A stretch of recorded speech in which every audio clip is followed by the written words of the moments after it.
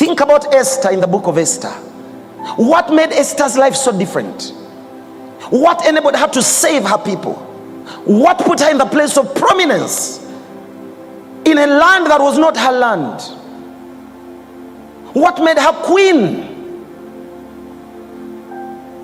There is the revelation of this woman becoming the bride of the king, is what put her in that place of privilege, because God led her to that place. And in that place, Esther could be asked by the king, what is it that you want, Queen Esther? Tell me, even if it's half my kingdom, I'll give it to you. That woman had power, that woman had glory, that woman had privilege, that woman had wealth. She was married to the king.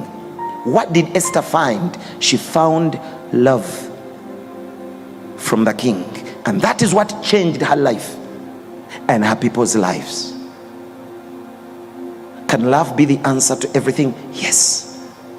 What about Ruth? In the book of Ruth, a Moabitess woman who was a Gentile, unqualified for the goodness and favor of God, but when she followed Naomi to Bethlehem of Judah, what did Ruth find that transformed her life? She found love in a man called Boaz, who looked on her and took her to be his wife.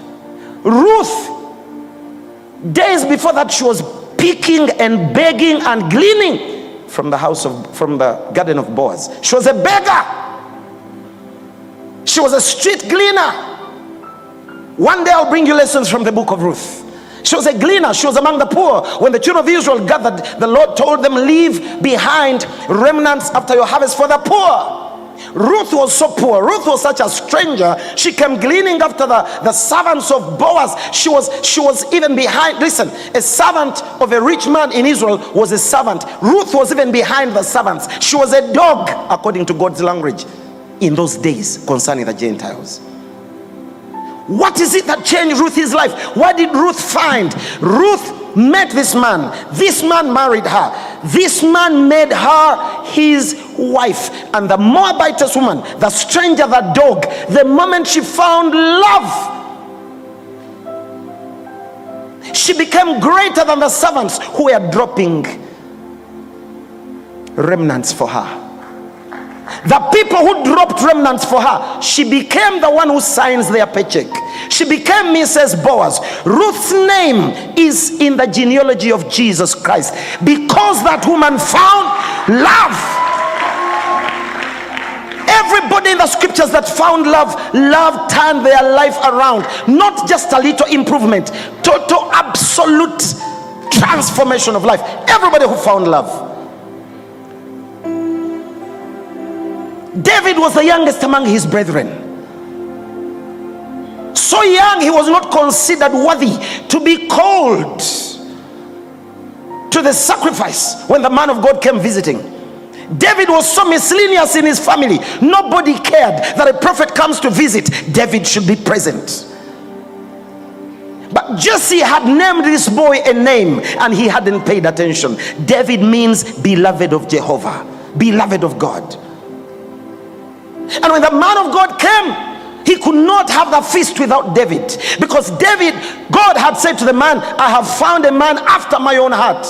The moment David found love from God, his age did not matter. That he was small did not matter. That he was the youngest did not matter. That he was forgotten by men did not matter. When David found love, the love of God, it's by that reason that God said, anoint him. I have chosen him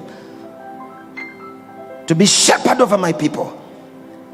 And in the midst of his brethren, David was anointed, to the amazement of those that were elder than him, the Abinadabs, the tall ones, the handsome ones. And they were amazed, because David is beloved of God. He became the best king Israel ever had until Jesus came. David, the best until Jesus came. Nobody ruled Israel like David did. Blessed of God. wanted to build a house for God because he was so blessed, so satisfied. So everything changed about David. David is the one man I see. Every battle he fought, he won. How do you find? It's hard for you to find in the Kings and Chronicles a king who fought and won all the battles. David never lost. He fought so many battles, never lost a single battle. Why? How can you fight so many and lose none?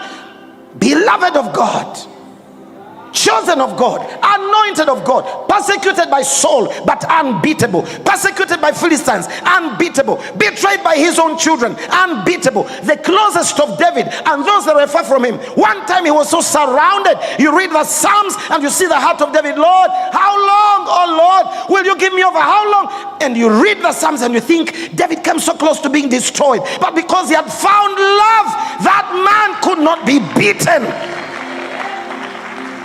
Testimony after testimony. Solomon, his son, the moment Solomon found love, and I'll come back to that one later. Everybody in the scriptures who found love turned their lives around. None of them failed. None of them was ashamed. None of them was poor. None of them was broke. None of them. I look for one. I can't find even one who found love and got embarrassed. Why? Because he says love never fails. That means love never disappoints. Love never pulls the carpet from under your feet. Love never shuts the door on your face. Love never shuts his ears to your cry. Love never shuts his eyes to your pain. Love never shuts his heart to your grief. Love will never fail you. It's the one revelation, the one message, the one thing. Forget all the doctrines and say, Lord, I failed under that doctrine. I failed under the other one. But I found this. If this does not work for me, then it has to work for me. Because the gospel does not get better than the revelation of God to you as the one who loves you.